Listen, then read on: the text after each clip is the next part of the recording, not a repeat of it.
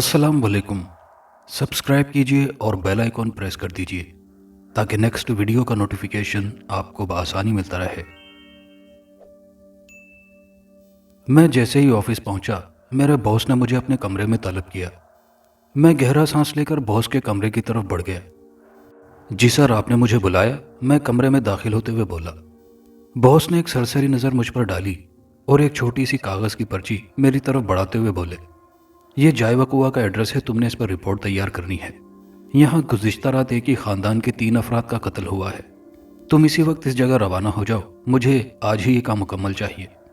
ठीक है सर, मैं पर्ची थामते हुए बोला। और ठीक आधे घंटे बाद मैं जायवा कुआ के सामने मौजूद था। क्या शानदार बंगला था वो, जहाँ लोगों के हुजूम समेत पुलिस की नफरी मौजूद थी। पुलिस ने बंगला सील कर रखा था। किसी आम शख्स को बंगले के अंदर जाने नहीं दिया जा रहा था। चूंकि मैं एक नामी गिरामी अखबार का क्राइम रिपोर्टर था, इसलिए मेरा प्रेस कार्ड देखते ही पुलिस ने मुझे जाने दिया और मैं उस शानदार बंगले के मरकजी गेट में दाखिल हो गया। बंगले के अंदर भी पुलिस एहलकारों की काफ़ी तादाद मौजूद थी, जिनमें मेरा बेहतरीन दोस्त इंस्पेक्टर शहबाज भी शामिल था। मुझे देखते ही वो आगे बढ़ा और मुझे केस की तफसीलात से आगाह करते हुए ड्राइंग रूम में ले आया। ड्राइंग रूम के अंदर खून में लिथड़ी हुई नौजवान की लाश ज़मीन पर आड़ी तिरछी हालत में पड़ी थी, जो शदीद सर्दी के मौसम की वजह से बिल्कुल अगड़ चुकी थी। चौंका देने वाली बात यह थी कि उस नौजवान की गर्दन को इस कदर बुरे तरीके से भमोड़ा गया था कि यूं गुमान होता था कि किसी आदमखोर दरिंदे ने उसे भंभोड़ दिया हो। यह सूरत हाल देखकर मुझे झुरझुरी सी आ गई। मैं मजीद आगे बढ़ा और शहबाज की रहनुमाई में एक कमरे में दाखिल हुआ, जो कि गालिबन बेडरूम था। वहां पर 2 और मर्द और औरत की खून में लथपथ लाशें मौजूद थीं, जो आपस में मियाँ बीवी थे और बाहर ड्राइंग रूम में पड़े नौजवान के वालिदैन थे। उन दोनों मियाँ बीवी की लाशों का हाल उस नौजवान की लाश से बुरा था। उन दोनों का दूसरा बेटा नौमान पुलिस की हिरासत में था। मेरे आने से कुछ देर पहले ही उसे अस्पताल पहुंचाया गया था। वो ड्राइंग रूम में उस नौजवान की लाश के नज़दीक ही बेहोश हालत में पाया गया था। नौमान पर शक किया जा रहा था कि उसने ही अपने वालिदैन और भाई का कत्ल किया है, क्योंकि उसके मुंह और कपड़े पर जगह जगह खून के निशानात थे। उस पर गशी की कैफियत इस बुरी तरह सवार थी कि वहां मौजूद पुलिस एहलकारों की कोशिशों के बावजूद वो होश में नहीं आ रहा था। चुनाचे उसे अस्पताल पहुंचा दिया गया। नौमान के मुताल्लिक इस इल्जाम में किस हद तक सदाकत थी, ये तो पोस्टमार्टम रिपोर्ट आने के बाद ही फैसला किया जा सकता था। सगे वालिदैन और भाई का कत्ल कोई नई और अनोखी वारदात नहीं थी। हमारे मुआशरे में ऐसे वाकयात अक्सर होते रहते हैं, इसलिए नौमान पर तहरे कत्ल का शुबा भी यकीनी हो सकता था। मैंने अपने कैमरे से उन तीनों लाशों की तस्वीरें बनाई और उसी दिन रिपोर्ट तैयार करके बॉस के हवाले कर दी। अभी इस केस पर हतमी राय कायम नहीं की जा सकती थी। बहुत से हकाइक पोस्टमार्टम रिपोर्ट के बाद सामने आने थे। नौमान को बिलाखिर होश आ चुका था। वो होश में आते ही बुरी तरह चीखने लगा। यूं महसूस होता था जैसे वो किसी चीज से खौफजदा हो। डॉक्टर ने उसकी हालत के पेश नज़र उसे बेहोशी का इंजेक्शन लगा दिया। एक रोज बाद पोस्टमार्टम की रिपोर्ट सामने आ गई। तहय्युर आमेज़ रिपोर्ट पर गोया अकल शशदर रह गई थी। जहन तस्लीम करने को तैयार नहीं था कि ऐसा भी हो सकता है। रिपोर्ट के मुताबिक अतिया बीबी, जो उस हौलनाक सानेहे में कत्ल हुई थी, उसका खून पिया गया था और उसी वजह से उसकी मौत वाक़ हुई थी। उसका खून पीने वाला बेरहम दरिंदा कोई और नहीं बल्कि उसका अपना शौहर नवाज था। मकतूल नवाज का खून उसके छोटे बेटे बिलाल ने पिया था। इस दौरान बिलाल ने बुरी तरह नवाज की गर्दन को काट खाया था, जिससे नवाज फौरन हलाक हो गया था। मकतूल बिलाल का खून पीने वाला और उसे कत्ल करने वाला उसका बड़ा भाई नौमान था। इस रिपोर्ट ने हर तरफ तहलका मचा दिया था। इस खबर को सुनने वाला हर फर्द लर्जा बरंदाम था, यानी हर सुनने वाला अंदर से लरज कर रह गया था कि ऐसा भी हो सकता है। हमारे मुआशरे में ऐसे दरिंदे भी पाए जाते हैं जो किसी रिश्ते के तकद्दुस का ख्याल नहीं करते। इंसानी खून पीना, और वो भी अपने सगे रिश्तों का, ये कोई आसान काम नहीं। कोई भी नॉर्मल और बाशऊर इंसान ये काम नहीं कर सकता। ये सफ़ाकाना और बर्बरियत ज़दा फ़ैल किसी एक इंसान का होता तो उसे जहनी बीमार कहा जा सकता था। तो क्या उस ख़ानदान के सारे अफराद पागल हो चुके थे जो रातों रात ऐसा खूनरेज़ इक़दाम उठा बैठे? ये वो सवाल था जिसने मेरे दिमाग को हिलाकर रख दिया था। मैंने अपनी ज़िंदगी में कई ख़तरनाक वाक़यात देखे थे, कई लोगों की कर्बनाक अमवात देखी थी, लेकिन ऐसा अनोखा केस मेरे सामने पहली बार आया था। उस खूनी सानेहे की वजूहात क्या थी, ये सिर्फ मुजरिम नौमान ही बता सकता था। मगर दोबारा होश में आने के बाद اس نے مکمل خاموشی اختیار کر لی تھی۔ نعمان کو فوری طور پر گرفتار کر لیا گیا اور اس سے پوچھ گچھ شروع کر دی گئی تھی، تاہم وہ کچھ بھی بتانے کو تیار نہ تھا۔ نعمان کا کیس عدالت میں پیش ہوا اور عدالت نے نعمان کا ریمانڈ جاری کر دیا۔ امید تھی کہ پولیس نعمان سے جلد اصل حقائق کو گلوا لے گی۔ تاریخ کا یہ انوکھا سانحہ کئی روز تک مختلف اخبارات اور نجی ٹی وی چینلز کا موضوع بحث بنا رہا۔ مقتول نواز کے پڑوسیوں سے ملنے والی معلومات کے مطابق نواز اور اس کی فیملی انتہائی شریف اور پڑھی لکھی فیملی تھی۔ وہ کئی سالوں سے وہاں رہائش پذیر تھے۔ کوئی ایسی ویسی مشکوک بات اور حرکت ان میں دیکھنے میں نہیں آئی تھی۔ آس پاس کے تمام پڑوسی ان کی بہت تعریف کر رہے تھے۔ پھر ایسا کیا ہوا تھا کہ جس کی وجہ سے ایک شوہر کو اپنی بیوی کو قتل کرنے، ایک بیٹے کو اپنے باپ کو قتل کرنے اور بھائی کو اپنے ہی سگے بھائی کو بے دردی سے قتل کرنے پر مجبور کر دیا گیا تھا، اور ان سب نے درندوں کی طرح ایک دوسرے کا خون بھی پیا تھا؟ یہ وہ سوالات تھے جس کا جواب صرف اور صرف نعمان کے پاس تھا، مگر وہ تو کچھ بھی بتانے کو تیار نہ تھا۔ عدالت سے جب وہ پولیس اہلکاروں کی حراست میں واپس آ رہا تھا تو میں اس کو دیکھ کر حیران رہ گیا تھا۔ وہ لگ بھگ کوئی 19-20 سال کا نوجوان تھا۔ اس کا معصوم چہرہ کہیں سے بھی ایک سفاک قاتل کا چہرہ نہیں لگتا تھا۔ مجھ سمیت کئی میڈیا کے نمائندے اس کے گرد جمع ہو گئے اور اسے کریت کریت کر سوالات کرنے لگے، مگر وہ بالکل خاموش تھا، کسی گہرے صدمے میں غرق، بس وہ خلا میں گھورے جا رہا تھا۔ عدالت نے نعمان کا ریمانڈ جاری کر دیا۔ پولیس کے بے ایمانہ رویے اور تشدد پسندانہ سلوک سے تو ہر پاکستانی واقف ہے۔ نعمان سے سچ اگلوانے کے لیے اسے ہر طرح سے ٹارچر کیا گیا تھا، مگر وہ نوجوان تو جیسے گوشت پوست کا تھا ہی نہیں۔ وہ اپنی جگہ سے ٹس سے مس نہ ہوا۔ اس کے لبوں پر چھائے گہرے جمود کو پولیس کا کوئی حربہ نہ توڑ سکا تھا۔ بہرحال نعمان کا کیس کئی روز تک عدالت میں زیر سماعت رہا، اور پھر ایک روز انسپکٹر شہباز نے مجھے بتایا کہ نعمان کے کمرے کی تلاشی کے بعد ان کو کچھ تعویذ اور ایک عامل کا وزٹنگ کارڈ بھی ملا ہے۔ وہ عامل چونکہ ایک نامی گرامی شخص تھا، اس لیے پولیس اس سے پوچھ گچھ کرنے سے کترا رہی تھی۔ اس لیے شہباز نے یہ ذمہ داری مجھے سونپ دی تھی اور اس سلسلے میں مجھے تحقیقات کرنے کو کہا تھا۔ میں وزٹنگ کارڈ لے کر اس سے ملنے پہنچ گیا۔ عامل تراب شاہ ایک بہت شاندار کوٹھی میں رہائش پذیر تھا۔ میرا یہی خیال تھا کہ وہ بڑی سی سفید داڑھی والا، سفید کرتے شلوار میں ملبوس 60-70 سالہ بزرگ ہوگا۔ تاہم جب وہ میرے سامنے آیا تو گویا میں ششدر ہی رہ گیا۔ وہ میرے اس خیالی سراپے کے بالکل برعکس تھا۔ وہ 40 سالہ خوش شکل کلین شیو بندہ تھا، جس نے کریم کلر کی شلوار قمیض زیب تن کر رکھی تھی۔ وہ کہیں سے بھی عامل نہیں لگتا تھا۔ اسے دیکھ کر مجھے خود پر تعجب ہوا کہ کہیں میں کسی غلط پتے پر تو نہیں آ گیا۔ تاہم اس نے اپنا تعارف کروا کر میری پریشانی دور کر دی۔ میں نے جواباً اپنا تعارف کرایا۔ میں مقامی روزنامہ کا کرائم رپورٹر ہوں اور نواز قتل کیس کے سلسلے میں حاضر ہوا ہوں۔ میری بات سن کر عامل تراب شاہ کے چہرے پر کئی الجھن زدہ کیفیات ابھرنے لگی تھیں۔ وہ کچھ پریشان سا دکھائی دینے لگا تھا۔ مگر آپ اس قتل کیس کے سلسلے میں میرے پاس کیوں آئے ہیں؟ وہ گھبرائے ہوئے لہجے میں بولا۔ میں اس کی کیفیت دیکھ کر مسکرایا۔ آپ گھبرائیں نہیں، مجھے کچھ معلومات چاہیے۔ مجھے صرف معلومات چاہیے آپ سے۔ آپ برائے مہربانی پریشان نہ ہوں، اس سلسلے میں آپ کا نام ہرگز سامنے نہیں آنے دوں گا، یہ میرا آپ سے وعدہ ہے۔ میں نے اس کو پورا یقین دلاتے ہوئے بولا۔ اس نے اس بات میں سر ہلایا اور بولا، آپ کی بات ٹھیک ہے، مگر میرا اس کیس سے کیا تعلق ہے؟ میں نے سپاٹ نظروں سے اسے گھورتے ہوئے کہا، دراصل قاتل نعمان کے کمرے سے آپ کا وزٹنگ کارڈ اور چند تعویذ ملے ہیں، جو کہ غالباً آپ ہی نے اسے دیے تھے۔ ہاں بالکل، میں نے ہی دیے تھے اسے۔ اچانک یاد آنے پر اس نے اپنی پیشانی پر ہاتھ مارا۔ میں بات آگے بڑھاتے ہوئے بولا، کیا آپ اس سلسلے میں میری رہنمائی کریں گے کہ وہ نوجوان آپ کے پاس کیوں آیا تھا؟ وہ تصدیقی انداز میں سر کو ہلا کر بولا، مجھے اس سلسلے میں آپ سے جھوٹ بولنے کی کوئی ضرورت نہیں۔ وہ نوجوان واقعی میرے پاس آیا تھا۔ اس کا مسئلہ بڑا گمبھیر تھا۔ کاش قدرت اس کو اور مہلت دیتی اور میں اس کا مسئلہ حل کر پاتا۔ ایسا کیا مسئلہ تھا اس کے ساتھ؟ آپ اس سلسلے میں ہر بات سے مجھے آگاہ کریں پلیز، میں نے تجسس آمیز لہجے میں کہا۔ بالکل، میں آپ کو بتاتا ہوں، اس نے بتانا شروع کیا۔ اب سے چند روز قبل نعمان نامی وہ نوجوان میرے پاس آیا تھا۔ اس نوجوان نے مجھے بتایا کہ اس کو اور اس کی فیملی کو ہر رات عجیب طرح کے ہیولے نظر آتے ہیں، جو روشنی میں سیاہ اور اندھیروں میں سرخ انگاروں کی مانند دہکتے ہوئے محسوس ہوتے ہیں۔ کان کے پردے چیرنے والی آوازوں کے ساتھ وہ اسے رات بھر سونے نہیں دیتے۔ وہ بہت زیادہ خوفزدہ تھا۔ میں نے اسے کہا کہ میں 3 راتوں کا عمل کر کے بتاؤں گا کہ اس تمام حالات کی وجہ کیا ہے۔ اور اس کا حل کیا ہے۔ لیکن وہ بضد تھا کہ میں فی الحال اسے ایسا کچھ دوں جس سے اس کو اچھی نیند آ سکے اور وہ ہیولے نظر نہ آئے۔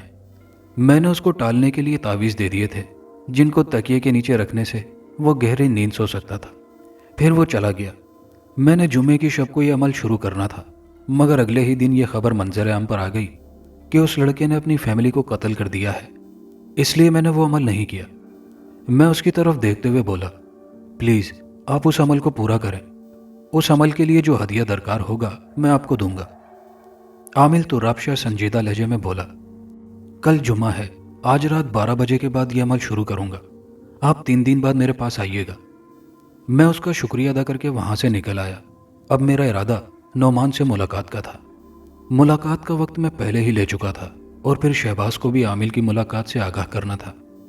نعمان سے جب میں ملا تو اس سے ہونے والی گفتگو میرے لیے انتہائی عجیب و غریب اور حیرت انگیز تھی، جس کی وجہ سے میرے ذہن پر چھائے لا علمی اور مایوسی کے بادل چھٹنے لگے تھے۔ جس کا احوال کچھ یوں تھا، نعمان میرے سامنے کرسی پر گمسم بیٹھا تھا۔ اس کی رنگت بالکل زرد ہو چکی تھی اور چہرے پر جگہ جگہ نیل کے نشانات تھے اور کہیں سے جلد پھٹ کر زخم بن گئی تھی۔ یقیناً اس کے پورے جسم پر اس طرح کے تشدد کے نشانات موجود تھے۔ پولیس نے اس کے ریمانڈ میں کوئی رعایت نہیں برتی تھی، مگر اس کے چہرے پر کسی قسم کی تکلیف کے آثار نہیں تھے۔ وہ خالی خالی نظروں سے میری طرف دیکھ رہا تھا۔ میں اس کو مخاطب کر کے بولا، میں جانتا ہوں کہ تم انتہائی ڈھیٹ انسان ہو۔ جس نے پولیس کے ہر حربے کے سامنے زبان نہ کھولی ہو وہ بھلا میرے سامنے کیا بولے گا، مگر پھر بھی مجھے تم سے کچھ امید ہے۔ میں نے بات ختم کر کے اس کی طرف دیکھا۔ وہ بدستور چپ رہا۔ تم کچھ نہیں بولو گے؟ میں نے یکلخت پوچھا۔ وہ تلخی سے بولا، میرے کچھ کہنے سے کیا ہوگا؟ کون میری بات پر یقین کرے گا؟ میں اب مر جانا چاہتا ہوں۔ اس نے شکستگی سے سر جھکا لیا۔ تمہیں ذرا برابر ترس نہیں آیا اپنے چھوٹے بھائی کو قتل کرتے ہوئے، اس کا خون پیتے ہوئے؟ میں نے سخت لہجے میں کہا۔ نعمان نے تڑپ کر میری طرف دیکھا۔ اس کے چہرے پر دکھ اور تکلیف کے کئی مہیب اور گہرے سائے لہرانے لگے تھے۔ صاف محسوس ہو رہا تھا کہ میری بات نے اس کی دکھتی رگ کو چھیڑ دیا تھا۔ وہ ہزیانی آواز میں بولا، میں نے اپنے بھائی کا نہ تو خون پیا ہے اور نہ ہی اسے قتل کیا ہے۔ میں ایسا کر ہی نہیں سکتا۔ تو پھر کس نے قتل کیا ہے؟ پوسٹ مارٹم رپورٹ ثبوت ہے اس بات کا۔ میں نے تیز نگاہوں سے اسے گھورتے ہوئے کہا۔ وہ میری بات کے جواب میں چپ رہا تو میں خود ہی بول پڑا، تمہیں اور تمہاری فیملی کو کچھ عجیب طرح کے ہیولے دکھائی دیتے تھے، کیا یہ سچ ہے؟ میں نے پوچھا۔ میری بات سن کر چونک کر اس نے میری طرف دیکھا۔ اس کے چہرے پر حیرت اور پریشانی کے کئی متضاد کیفیات ابھرنے لگی تھیں۔ اسے اپنے متعلق میری معلومات پر بے حد حیرانی تھی، مگر وہ چپ رہا۔ کیا یہ سچ ہے؟ میں نے اپنا سوال دہرایا۔ وہ اس بات میں سر ہلاتے ہوئے بولا، ہاں یہ سچ ہے، مگر آپ کو یہ سب کیسے پتا چلا؟ میں اس کے سوال کو رد کرتے ہوئے بولا، اس بات کو تم چھوڑو، یہ بتاؤ وہ ہیولے تمہیں کب سے دکھائی دے رہے تھے؟ میرے سوال کے جواب میں وہ سوچ میں پڑ گیا۔ وہ فیصلہ نہیں کر پا رہا تھا کہ وہ اپنے حقائق سے مجھے آگاہ کرے یا نہ کرے۔ میں اس کی کیفیت کو دیکھ کر زیر لب مسکرایا۔ اب سوچنے کا کوئی فائدہ نہیں نعمان، جو کچھ تمہارے دماغ میں ہے مجھے بتاؤ۔ اس سے تمہیں کوئی فائدہ نہ صحیح، مگر میرے کئی سوالات حل ہو جائیں گے جو مجھے مسلسل الجھا رہے ہیں۔ میں اس بار قدرے نرم لہجے میں بولا۔ اس نے پھر اس بات میں سر ہلائے اور آنکھیں موند کر اپنے ذہن میں موجود ان تمام واقعات کو یکجا کرنے لگا جو اس پر بیت چکے تھے۔ تھوڑی دیر بعد وہ بولا تو اس کی آواز میں کپکپاہٹ تھی۔ چند ماہ قبل میرا چھوٹا بھائی اور ممی ڈیڈی سوات کی سیر کو جا رہے تھے۔ اس دن ہم سب بہت خوش تھے کیونکہ میں اپنی پڑھائی کے سلسلے میں ہاسٹل میں رہتا تھا اور بہت کم وقت مجھے اپنی فیملی کے ساتھ گزارنے کو ملتا تھا۔ چھٹیوں میں جب بھی گھر آتا ہم ضرور کہیں نہ کہیں سیر کرنے جاتے تھے۔ سوات جانے کا خیال بھی میرا ہی تھا۔ میرے ممی ڈیڈی میری کوئی خواہش رد نہیں کرتے تھے۔ وہ فوراً ہی ہمیں لے کر سوات کی طرف روانہ ہو گئے۔ مجھے کار ڈرائیو کرنے کا خود شوق ہے۔ اس روز میں ہی کار ڈرائیو کر رہا تھا۔ سب کچھ ٹھیک تھا، مگر پھر راستے میں عجیب صورتحال ہوئی۔ ایک روڈ سے گزرتے ہوئے ہمیں یوں لگا جیسے وہ پورا علاقہ کسی ہولناک زلزلے کی زد میں آ گیا ہو۔ میں نے خود کو اور گاڑی کو سنبھالنے کی بڑی کوشش کی، مگر میری آنکھوں کے سامنے ناچنے والے عجیب و غریب ہیولوں نے مجھے گویا اندھا کر دیا تھا۔ میں ان کے علاوہ کچھ بھی نہیں دیکھ پا رہا تھا۔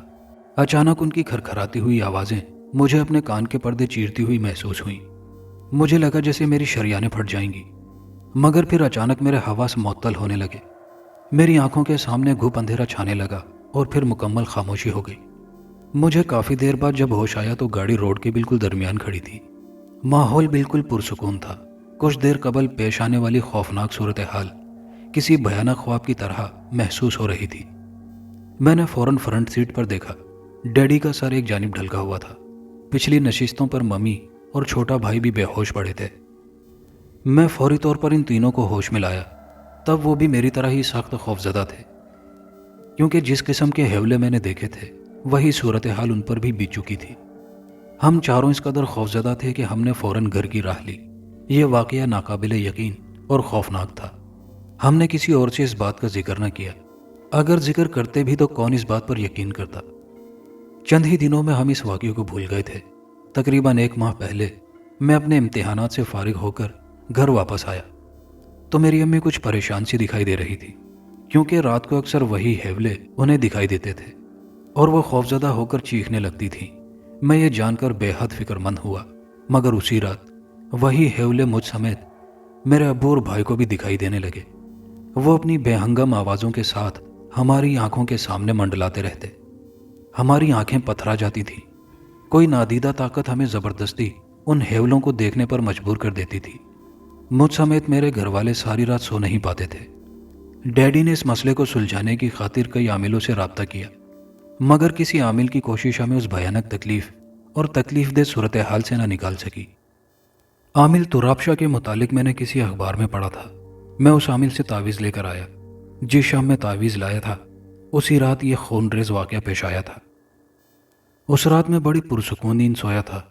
मैं ये समझा ये कमाल उन तावीज़ों का है, मगर दरअसल ये कमाल उन बलाओं का था जो हेवलों की सूरत हमें दिखाई देती थी।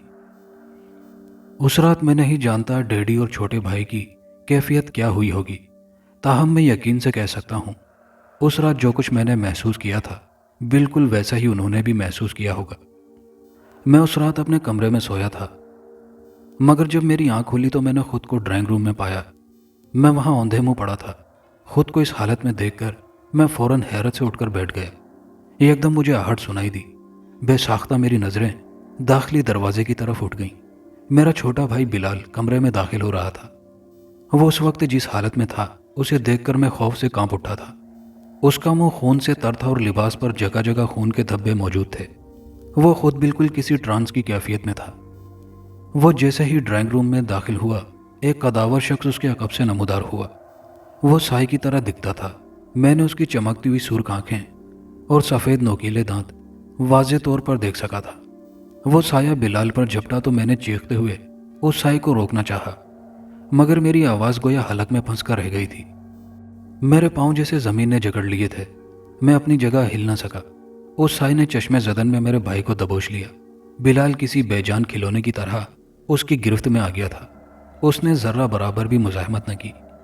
अगले ही लम्हे उस खौफनाक साई ने अपने नोकीले दांत बिलाल की गर्दन में गाड़ दिए। ये वो लम्हा था जब बिलाल ट्रांस की कैफियत से बाहर आ चुका था। उसके मुंह से कर्बनाक चीख बरामद हुई और उसका वजूद किसी ज़िबा होते जानवर की तरह तड़पने लगा। और फिर वो अजियतनाक चीखों के साथ उस शख्स की गिरफ्त में से निकलने के लिए मुज़ाहमत करने लगा था। मैं कुछ फासले पर खड़ा ये हौलनाक मंजर देख रहा था और अपनी बेबसी पर रोते हुए अपने तमाम असहाब को यकजा करके हरकत करने की कोशिश कर रहा था, मगर बेसूद। मैं कोई भी इरादी हरकत करने से कासिर था। वक्त गुजरने के साथ साथ बिलाल की मुज़ाहमत दम तोड़ती जा रही थी।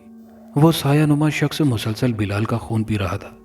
और फिर जब वो तिलिस्मी कैफियत टूटी और मैंने सर उठाकर देखा तो मेरी गिरफ्त में बिलाल था।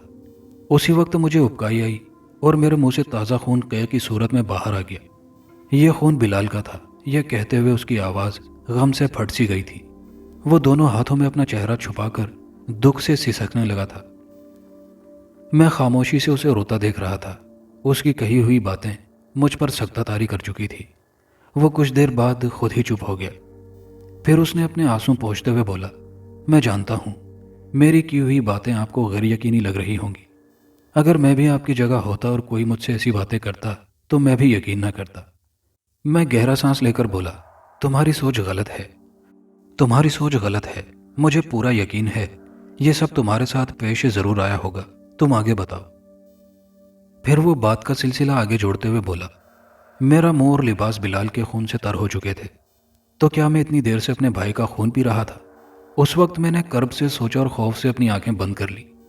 یہ اس قدر بھیانک انکشاف تھا کہ صدمے سے میں وہیں بے ہوش ہو گیا تھا، اور جب مجھے ہوش آیا تو میں ہاسپٹل میں تھا۔ میں ابھی تک اپنے اور اپنی فیملی کے ساتھ ہونے والے اس ناقابل یقین سانحے کو نہیں سمجھ سکا ہوں۔ جتنا اس بارے میں سوچتا ہوں اتنا ہی میرا دماغ الجھ جاتا ہے۔ نعمان نے بات ختم کر کے اپنے سر کو تھام لیا تھا۔ میں بڑے انہماک سے نعمان کی رودات سن رہا تھا۔ اس کی ہر بات انتہائی حیرتناک اور ناقابل یقین تھی۔ اگر میں عامل سے نہ ملا ہوتا تو مجھے ہرگز نعمان کی سچائی پر یقین نہ آتا۔ یہ کوئی آسیبی چکر تھا۔ وہ خونی بلائیں نعمان اور اس کی فیملی کے پیچھے کیوں پڑی ہوئی تھی؟ یہ سوال ابھی بھی باقی تھا۔ گو کہ نعمان کی رودات نے بہت سے حقائق کھول کر رکھ دیے تھے۔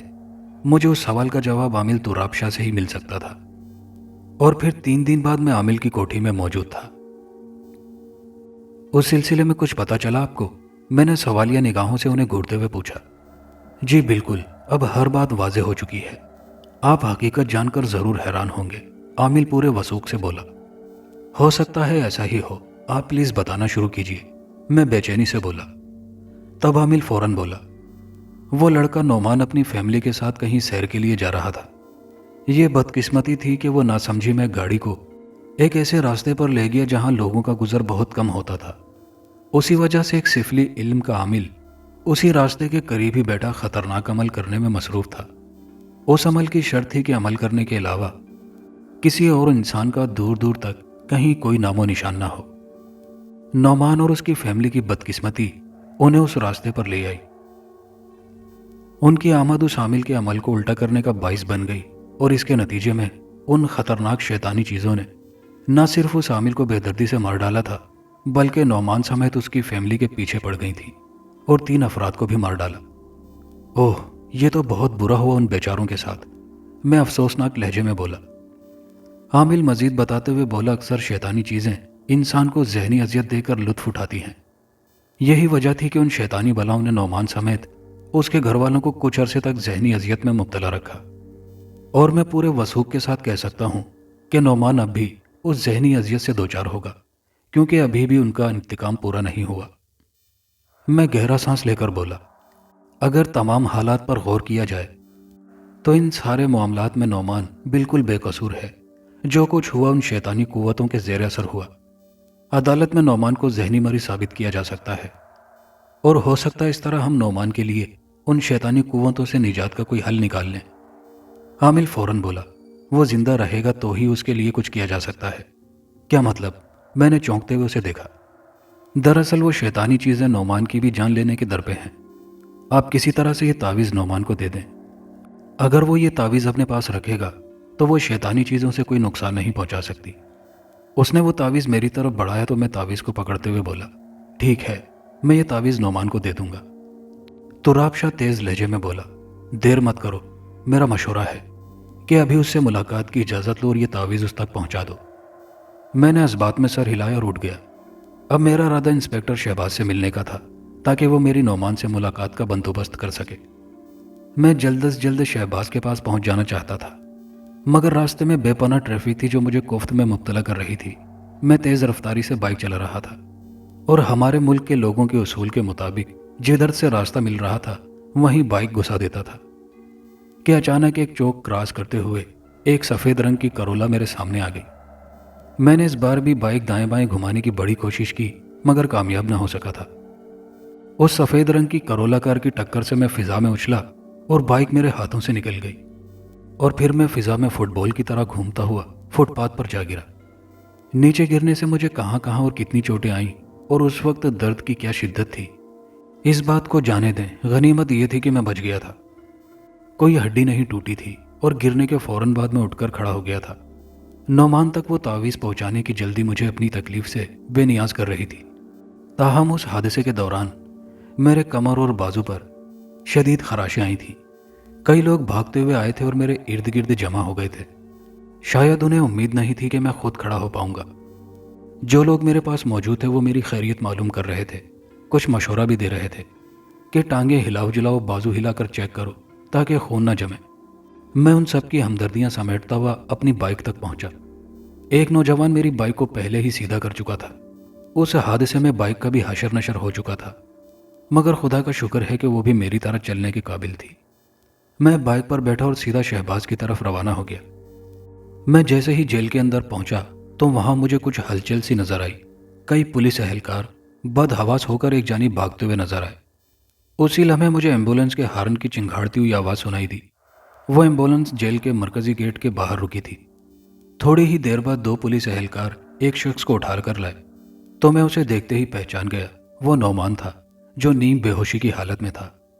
उसका वजूद अपने ही लहू में नहाया हुआ था। नौमान को स्ट्रेचर पर लिटाया गया, मगर अफसोस कि वो वहीं दम तोड़ गया था। नौमान की लाश को फिर भी एम्बुलेंस में डालकर अस्पताल ले गए। मैं हैरत और दुख से अपनी जगह साकित खड़ा था कि किसी ने मेरे कंधे पर हाथ रखा। मैंने सर उठाकर देखा तो वो शहबाज था। ये सब कैसे हुआ शहबाज? मैंने उसे देखते ही पूछा। शहबाज उस वक्त तो खुद भी जहनी कशमकश का शिकार था। वो परेशानी से बोला, जो कुछ मैंने और मेरे साथियों ने देखा वो इंतहाई हैरत अंगेज और नाकाबिले यकीन था। नौमान को खतरनाक कैदी करार दिए जाने के बाद उसे बाकी कैदियों से अलग रखा गया था, ताकि वो किसी को नुकसान न पहुंचा सके। मगर मैं नहीं जानता था कि वो अपने साथ इस कदर जारहाना सुलूक करेगा। अभी आधा घंटा पहले उसने न जाने कैसे एक तेज धार चाकू हासिल किया और अपने जिस्म को बड़ी बेरहमी से उस चाकू से काटता चला गया। वो बिल्कुल जुनूनी हो चुका था और वो इस कदर बेदर्दी से अपनी हड्डियों से अपना गोश्त अलग कर रहा था कि मुझ समेत वहां मौजूद तमाम पुलिस एहलकार सकते की हालत में आ चुके थे। यूं महसूस होता था जैसे किसी अनजानी कुव्वत ने हमारे हवास मुअत्तल कर दिए हों। हम सब वो अपनी आंखों से तो देख रहे थे, मगर हमारे जहनों में उसको इस जारहाना अमल से रोकने का ख्याल तक पैदा ना हो सका। नौमान मुसलसल अपने जिस्म पर चाकू से वार कर रहा था और उसके चेहरे पर तकलीफ के कोई आसार तक न थे, बल्कि वो उस दौरान बड़े भयानक अंदाज में कहकहे भी लगाता जा रहा था। हमें होश तब आया जब नौमान निढाल होकर जमीन पर गिर पड़ा। यहां तक बोलकर शहबाज भी खामोश हो गया था। मैं हैरत के आलम में नौमान की भयानक मौत का वाकया सुन रहा था और खुद को कोस रहा था कि अगर मैं आधा घंटा पहले आ जाता तो नौमान की जान बच सकती थी। मगर उन शैतानी कुव्वतों ने मुझे नौमान तक किसी सूरत भी पहुंचने नहीं दिया था। मैंने तासुफ भरे अंदाज में अपनी मुट्ठी में मौजूद उस तावीज को देखा, जिसके नौमान तक पहुंचने से पहले ही शैतानी कुव्वतों ने उसकी जान ले ली थी। दोस्तों, कहानी अच्छी लगी हो तो वीडियो को ज़्यादा से ज़्यादा लाइक और शेयर कीजिएगा और कमेंट सेक्शन में अपने ख्यालात का इजहार ज़रूर कीजिएगा। शुक्रिया।